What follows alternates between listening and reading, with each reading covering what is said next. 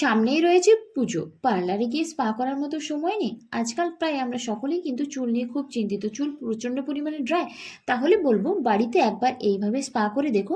তার জন্য প্রয়োজন বাড়িতে থাকা মাত্র কয়েকটা জিনিস, যার ব্যবহারে তোমাদের চুল থাকবে অনেক ভালো এবং চুলের মধ্যে কোনো ক্ষতিও হবে না। আর পার্লারে গিয়ে অনেক অনেক টাকাও কিন্তু খরচ করতে হবে না। তবে যে কোনো রেমেডি ব্যবহার করার আগে একটু সময় নিয়ে ধৈর্য সহকারে করো, কারণ কোনো কিছু কিন্তু ম্যাজিক নয়। তো চলো বন্ধুরা, আর বেশি না কথা বলে ঝটপট করে দেখে নেবে। চলো বাড়িতে থাকা কয়েকটা জিনিস দিয়ে বাড়িতে বসে তোমরা পার্লারের মতো কিভাবে স্পা করতে পাবে।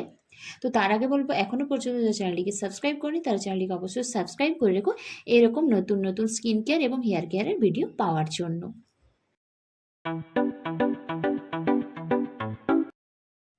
এই রেমেডিটা বানানোর জন্য তোমাদের নিতে হবে অ্যালোভেরা জেল।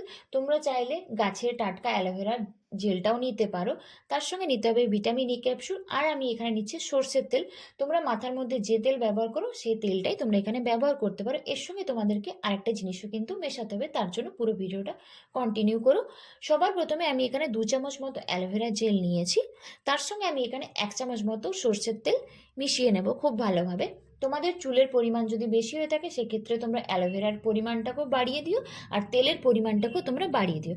তারপর অ্যালোভেরা জেল আর সর্ষের তেলটাকে আমি এখানে খুব ভালোভাবে মিশিয়ে একটা ক্রিমের মতো তৈরি করে নিচ্ছি। এরপর তোমাদেরকে এখানে প্রয়োজন একটা গোটা পেঁয়াজ।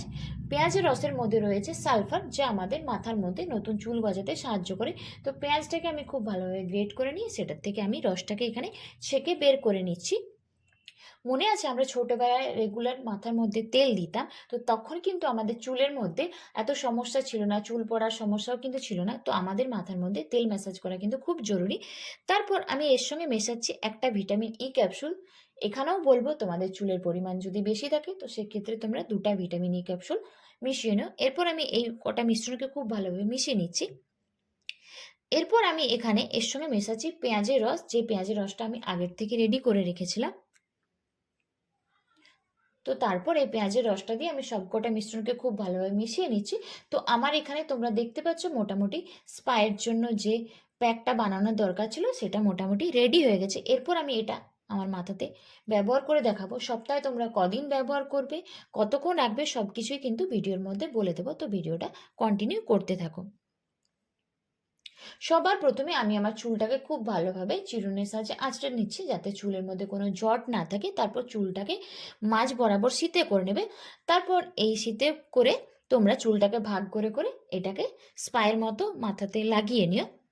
এটাকে লাগিয়ে তোমরা আধ ঘন্টার মতো রেখে দিও। সপ্তাহে 2 দিন তোমরা এই রেমেডিটা ব্যবহার করে দেখো, দেখবে কিছুদিনের মধ্যে চুলের মধ্যে যে ড্রাইনেস থাকে সেটা ধীরে ধীরে কেটে যাবে, নতুন চুল গজাতে সাহায্য করবে, চুলের মধ্যে একটা ন্যাচারালি সাইন আসবে।